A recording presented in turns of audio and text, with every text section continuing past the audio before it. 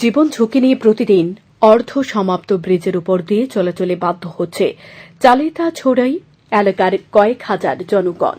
মনু নদীর উপর দিয়ে চালিতাছড়ি এলাকার জনগণের চলাচলের একমাত্র সম্বল এই লোহার ফুটব্রিজটি। সাম্প্রতিক বন্যায় ভেসে যাওয়ার প্রতিদিন জীবন ঝুঁকি দিয়ে পাশের অর্ধসমাপ্ত লোহার ব্রিজ দিয়ে চলাচলের বাধ্য হচ্ছে স্কুল পড়ুয়া, ছাত্রছাত্রী থেকে শুরু করে এলাকার কয়েক হাজার মানুষ। সাবরুম আগরতলা জাতীয় সড়কের পাশ দিয়ে বয়ে চলা মনু নদীর উপর নির্মিত একটি লোহার ফুটব্রিজ চালিতাছড়ি এলাকাকে সাবরুমের হরিণা বাজারের সাথে যুক্ত করত। আর এই চালিতাছড়ি এলাকার লোকজনরা পুরোপুরি নির্ভরশীল হরিণা বাজারের উপর। এমনিতেই লোহার ফুটব্রিজটির অবস্থা ছিল খুবই জরাজীর্ণ।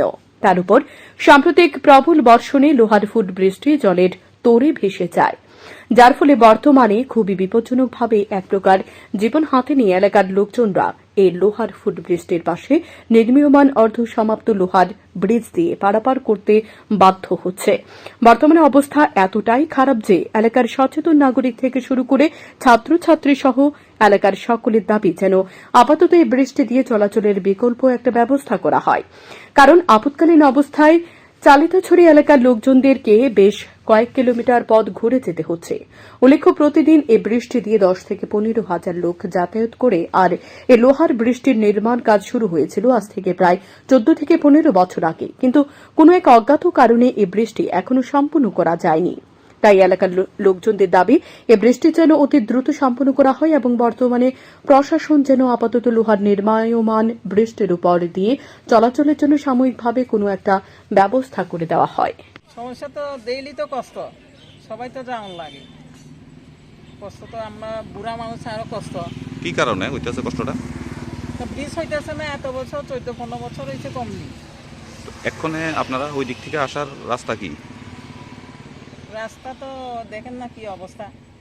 আগে ফ্যান ব্রিজ আসলে এটা ভাঙিয়ে গেছে গায়ে, এখন ইয়ে তো হইতেছে না। নার্সারি হইতে কলেজ পর্যন্ত হাজার হাজার ছাত্ররা কষ্ট হইতেছে না, ডেইলি তো হইতেছে অনবরত।